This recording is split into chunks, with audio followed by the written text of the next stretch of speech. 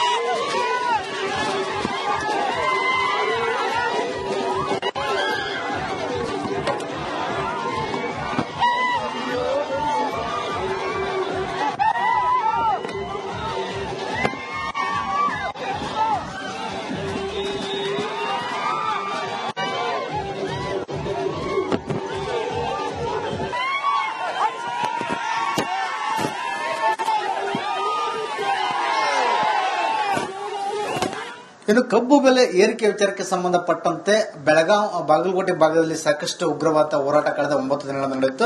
ಅದಕ್ಕೆ ಸಂಬಂಧಪಟ್ಟಂತೆ ಇವತ್ತು ರಾಜ್ಯ ಸರ್ಕಾರ ಒಂದು 3,300 ರೂಪಾಯಿ ನಿಗದಿತ ಬೆಲೆಯನ್ನು ಪ್ರತಿ ಟನ್ಗೆ ಘೋಷಣೆ ಮಾಡಿರುವಂತದ್ದು. ಇದೇ ವಿಚಾರಕ್ಕೆ ಸಂಬಂಧಪಟ್ಟಂತೆ ಮಾತನಾಡಲಿಕ್ಕೆ ಈಗ ನಮ್ಮ ಜೊತೆಗೆ ರೈತ ನಾಯಕರಾಗಿರುವಂತಹ ಕುರುಬೂರು ಶಾಂತಕುಮಾರ್ ಸರ್ ಇದ್ದಾರೆ. ಅವ್ರನ್ನ ನಾನು ಮಾತನಾಡಿಸುವಂತ ಕೆಲಸವನ್ನ ಮಾಡ್ತೀನಿ.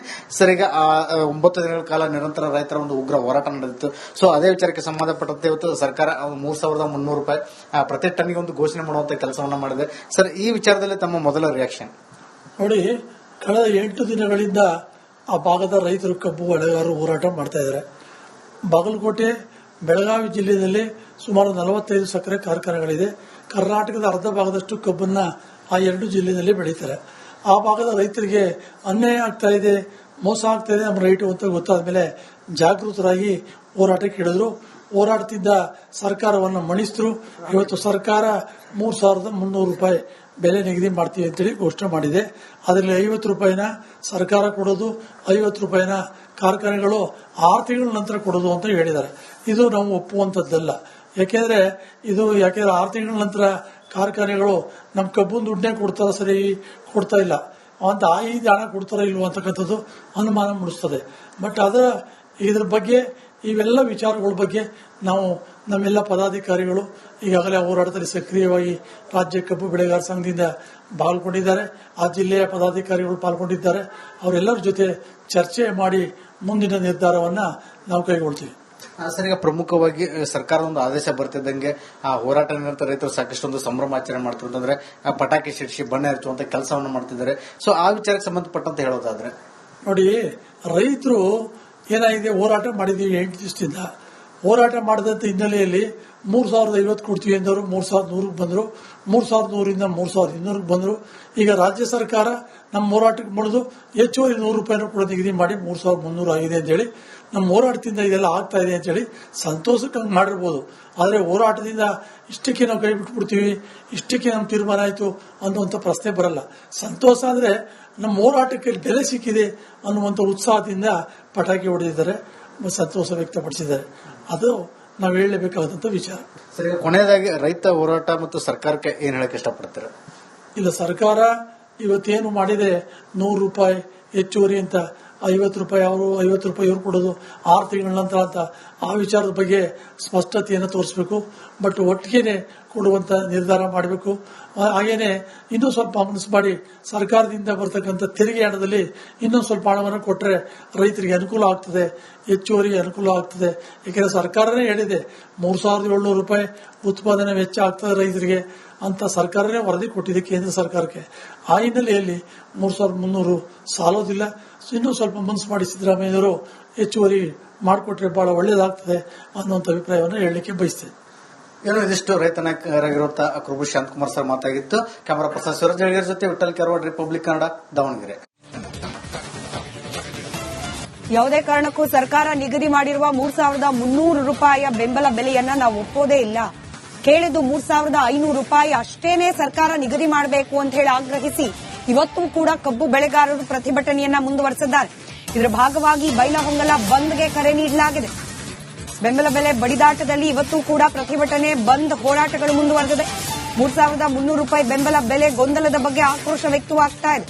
3,500 ರೂಪಾಯಿ ನಿಗದಿ ಮಾಡೋಕೆ ಸರ್ಕಾರಕ್ಕೆ ಆಗ್ರಹಿಸಿದ್ದು ಅಂತ ಹೇಳಿ ಬೈಲಹೊಂಗಲ ಬಂದ್ಗೆ ವ್ಯಾಪಾರಸ್ಥರು ಸಾಥ್ ನೀಡಿದ್ದಾರೆ. ವಿವಿಧ ಸಂಘಟನೆಗಳಿಂದ ಪ್ರತಿಭಟನೆಗೂ ಕೂಡ ಸಾಥ್ ದೊರೆತಿದೆ.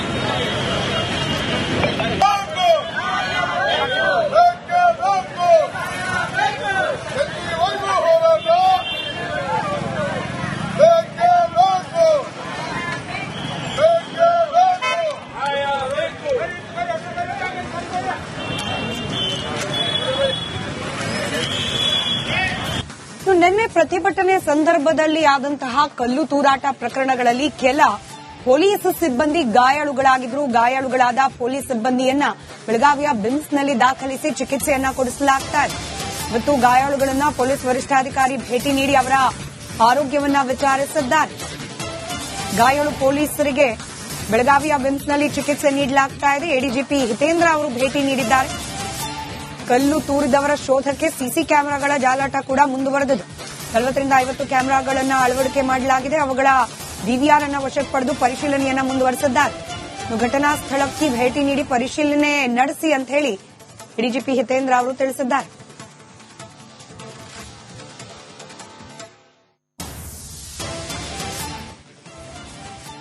ಸಡನ್ ಆಗಿ ಆ ಕಡೆ ಸಂಕೇಶ್ವರದಲ್ಲಿ ಒಂದಿಷ್ಟು ಟ್ರ್ಯಾಕ್ಟರ್ ಬಂದು ಅಲ್ಲಿ ಬ್ಲಾಕ್ ಮಾಡಿದ ತಕ್ಷಣ ಪೂರ ಬ್ಲಾಕ್ ಆಗ್ತದೆ ಈ ಕಡೆ ಆ ಕಡೆ ಸೈಡ್ ಸರ್. ನಾವೆಲ್ಲ ಇದು ಮಾಡ್ಬಿಡೋದು ಅಂತೇಳಿ ಬಂದ ಸರ್. ಅವಾಗ ಒಂದು 4 ಮಂದಿಗೆ ಲಿಫ್ಟ್ ಮಾಡಿ ಸರ್. ಅವರು ರೈತರನ್ನ ಯಾರು ಮುಗ್ದಿರ್ತಾರ, ರೈತರಿಗೆಲ್ಲ ಕನ್ವಿನ್ಸ್ ಮಾಡಿ ಹೇಳಿ ನಿಮ್ಗೇನು ತೊಂದರೆ ಇಲ್ಲ, ನೀವು ಮಾಡಾಕತ್ತೀರಿ, ನೀವು ಇಲ್ಲಿದ್ದಂತ ಹೇಳಿ ಈ ಏನ್ ಎಕ್ಸ್ಟ್ರಾ ಬಂದಿದ್ರಲ್ಲ ಅವ್ರನ್ನ ಮಾಡಾಕೆಲ್ಲ ಮಾಡಿದ್ವಿ ಸರ್. ಆ ಟೈಮ್ದಾಗ ಅವರು ಸಡನ್ ಆಗಿ ರೈತರೇ ಹೇಳಿದ್ರು ಸರ್, ಅವರು ಕುತ್ಕೊಂಡು ಕೂತಿದ್ರು ಸರ್. ನಮ್ಮವ್ರಿಗೆ 11 ಜನಕ್ಕೆ ಕಲ್ಲು ಹೋರಾಟದಲ್ಲಿ ಗಾಯ ಆಗಿದೆ. ಅದರಲ್ಲಿ ಇಬ್ಬರು ಇನ್ನ ಇನ್ಪೇಷಂಟ್ ಇದ್ದಾರೆ. ಒಬ್ಬರಿಗೆ ಫ್ರಾಕ್ಚರ್ ಆಗಿದೆ, ಇಬ್ಬರಿಗೆ ಹೆಡ್ ಇಂಜುರಿ ಇದೆ. ಸಿಟಿ ಸ್ಕ್ಯಾನ್ ಎಲ್ಲ ಮಾಡಿದ್ರೆ ಎಲ್ಲ ಅವ್ರಿಗೆ ಈಗ ಸೂಕ್ತ ಚಿಕಿತ್ಸೆ ಎಲ್ಲ ಕೊಡಲಾಗ್ತಾ ಇದೆ. ನಾವು ಈ ಬಗ್ಗೆ ಅಲ್ಲಿ ಯಮಕನಮರಡಿ ಪೊಲೀಸ್ ಸ್ಟೇಷನಲ್ಲಿ ಒಂದು ಸ್ವಯಂ ಪ್ರೇರಿತವಾಗಿ ಒಂದು ಪ್ರಕರಣ ದಾಖಲು ಮಾಡಿಕೊಂಡು ಯಾರು ಕಲ್ಲು ಹೊಡೆದಿದ್ದಾರೆ ಅವ್ರಿಗೆ ವಿಡಿಯೋಗಳೆಲ್ಲ ಕೆಲವಿದಾವೆ. ಅದನ್ನು ನೋಡಿಕೊಂಡು ಅವ್ರನ್ನ ಮುಂದಿನ ದಸ್ತಗಿರಿ ಮಾಡೋ ಪ್ರಕ್ರಿಯೆಯನ್ನು ಮುಂದಿನ ದಿನಗಳಲ್ಲಿ ಮಾಡ್ತೇವೆ. ಅಲ್ಲಿ ಮಾವಿತ್ತು, ಮಾವಲ್ಲಿ ಎಲ್ಲರೂ ಕಲ್ಲು ಹೊಡೆದ್ರು ಅಂತ ಹೇಳ್ತಾ ಇಲ್ಲ ನಾವು. ಮತ್ತು ಅಲ್ಲಿ ಯಾರ್ಯಾರು ಅಲ್ಲಿ ವಿಡಿಯೋದಲ್ಲಿ ಸ್ವಲ್ಪ ಫೋಟೋಸ್ ವಿಡಿಯೋಸ್ ನಮಗೆ ಸಿಕ್ಕಿದ್ದಾರೆ. ಅದು ನೋಡಿಕೊಂಡು ಸಾಕ್ಷಿ ಆಧರಿಸ್ಬಿಟ್ಟು ಯಾರು ಮಾಡಿದ್ದಾರೆ ಅವ್ರಿಗೆ ಮಾತ್ರ ಅರೆಸ್ಟ್ ಮಾಡ್ತೀವಿ. ನಮ್ಮವ್ರಿಗೆ 11 ಜನಕ್ಕೆ ಕಲ್ಲು ಹೋರಾಟದಲ್ಲಿ ಗಾಯ ಆಗಿದೆ. ಅದರಲ್ಲಿ ಇಬ್ಬರು ಇನ್ನ ಇನ್ಪೇಷಂಟ್ ಇದ್ದಾರೆ. ಒಬ್ಬರಿಗೆ ಫ್ರಾಕ್ಚರ್ ಆಗಿದೆ, ಇಬ್ಬರಿಗೆ ಹೆಡ್ ಇಂಜುರಿ ಇದೆ. ಸಿಟಿ ಸ್ಕ್ಯಾನ್ ಎಲ್ಲ ಮಾಡಿದ್ರೆ ಎಲ್ಲ ಅವ್ರಿಗೆ ಈಗ ಸೂಕ್ತ